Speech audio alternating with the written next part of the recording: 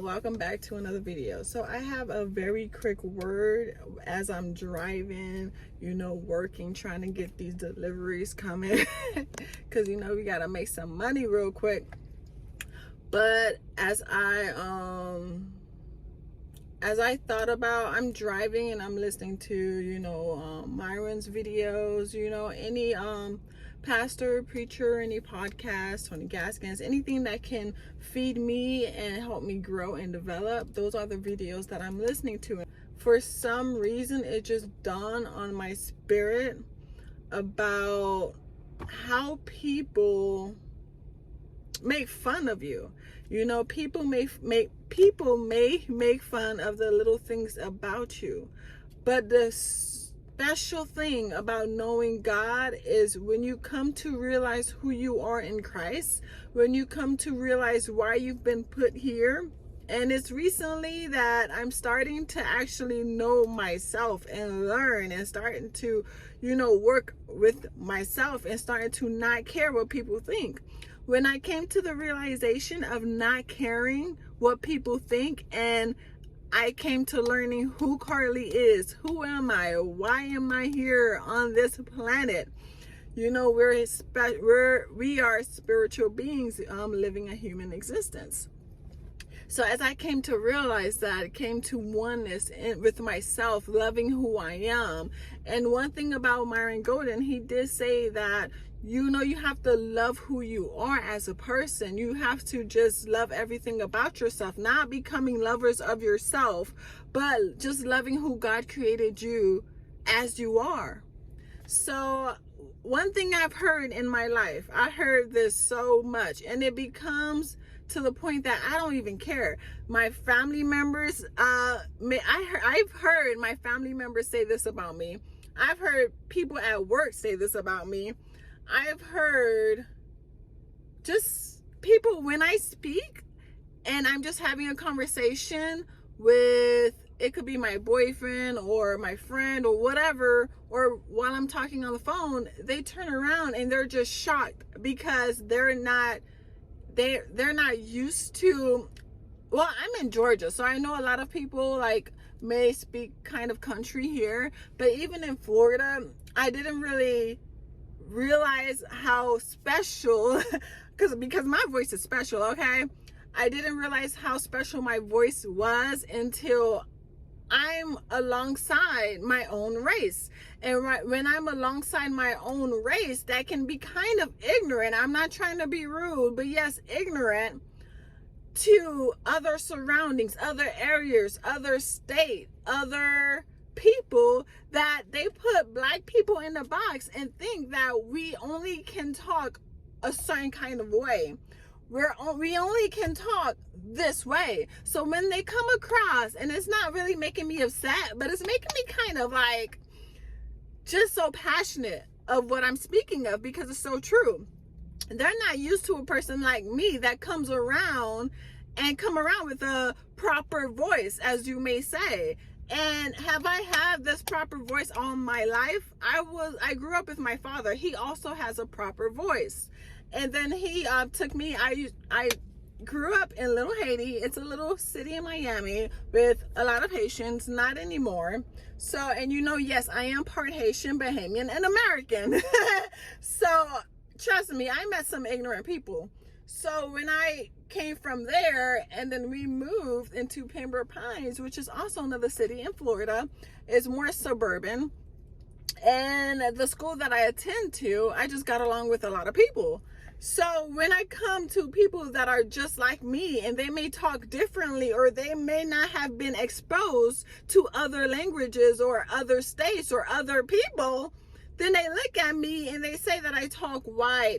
And it's really the correct way to say it is proper. It's not, oh, you talk white. No, because because this language doesn't only belong to a different kind of race, white or Black. White doesn't, they don't, Caucasians, as you may say, don't own the proper language. Proper language can come with anybody with an educational background. or anything. So yes, I talk proper, and that used to bug me so much, and it made me dim my light so much. Like, I can have a conversation with my family member on the phone right now, and I just love who I am as a person, that they may hear me on speaker and may be like, dang, she talks so white, or why does she sound like that? And it kind of sounds ignorant, because where I'm standing, I'm just talking proper. I'm talking who I am. I'm talking who God created me to be, because I've been exposed to a variety of different things. I went to Costa Rica by myself for my birthday, single or not. So I just, that's how I am. And I know that because I've been exposed, and I just always, I don't know who put this in my life, but rather it may be my dad or my mother. I don't know. But when I was younger, I always knew. I knew that there was more to just this state. I was living in Florida. So I knew at a young age, I always knew that there was more to Florida. There was more to Florida than I knew. I always knew that there was more. There were so much more to know out there, so much to learn, so much people to meet, so much countries that I haven't been in. And we as some people, not we, because I'm not part of it, some people have a very closed mindset. I remember working at Whole Foods, and I was talking to this one guy, and I was like, hey, I said something about, because he's Haitian also, you know, French. So he's from that descendant. So I asked him about cheese, because I was in the cheese area and he was in the receiving area. So I worked in the cheese department, in the deli department. And I was like, hey, why don't you try this cheese? Because before I worked in Whole Foods, I never knew about different kind of cheese, or a cheese plate, or that you can eat crackers with cheese and grapes. And some people may call that, oh, snobby, or oh, stuck up behavior. But stop labeling stuff like that, because that's where you're going, you're against your own, you're basically being your own stumbling block. Yes, you're being your own stumbling block if you think that, you're too, or okay, saying that cheese plates is not for you, saying that going to Korea is not for you, or I would never do that, or you know, or it's so much things. It's like you're becoming your own stumbling block for your potential growth, for your personal development. So don't always feel like you have to be placed in a block, and you have to be placed in a box, honey, because you don't have to be placed in a box. So don't put yourself in a box. Don't think that you're too good for something. Don't think that you're too low for something. So just always be open-minded. And that's what I told this fellow. I said, you need to be open, because I said, try this cheese. And I'm not sure what cheese it was. I haven't worked there in a long time, so so it was a lot of cheese. I love Whole Foods.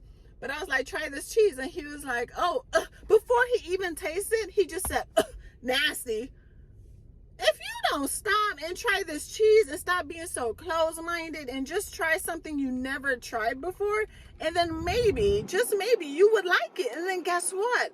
Maybe that will open a door or open an opportunity for you to have a conversation with someone. That may open an opportunity for you to meet somebody that you never thought that you could meet, and you guys will form a relationship or form a business partner out of it. So don't be so quick to judge. Don't be so quick to say ew. I remember a mentor of mine when I was working in Herbalife. And a mentor of mine, I had a negative mindset, and at that time I was just so close-minded. I was exactly the person that I was talking about now. So as I was working in Herbalife, I think I was at her office, and she made a protein shake for me, I think. And she said, here, try this. And I was like, ew. I made a face, like a disgust face, like ew. And then she was like, but you didn't even try it. And then until this day, that spoke deep within myself, because I'm like, why am I so quick to say ew before I even try it?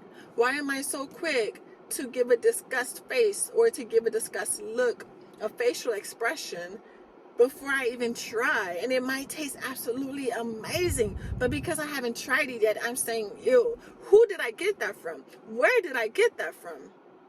And that's what I'm speaking to you guys today. Don't put yourself in a box. Don't be so closed-minded. Try something different. Try something. Just the other day, I was at Helen. It's a place in Georgia, right? So I was there, and the guy said something about German food. I said, no, I'm not doing German food. No. I'm sorry, I just never tried German food. And that's exactly why I said, no, I don't want German food. Like, no. So then come to find out, the restaurant that my boyfriend and I have tried, guess what? I believe it was a German place. They had German food. And I did try German. I'm not sure, but correct me in the comment below. In the comment section. I'm not sure if gyro is German. But come to find out, I had a rainbow trout with some collard greens and corn. But anyways, German food is actually very tasty. You know, so I never been to German. I never been to a lot of places, but guess what? I would love to try that. Why not? We become our own stumbling blocks when we don't want to visit a place like Germany. I said German. I'm sorry. When we don't want to visit a place like Germany, we become our own stumbling block when we don't want to visit Japan, when we don't want to go to Canada, when we become our own stumbling block. When God is making a way, He's leaving that door open of opportunity just for you to try it, right? So, you know, this year, I want to try other places I've never been to. I've never been to Texas, and Texas is only a couple of hours away from me, but I want to go to all 50 states before I die.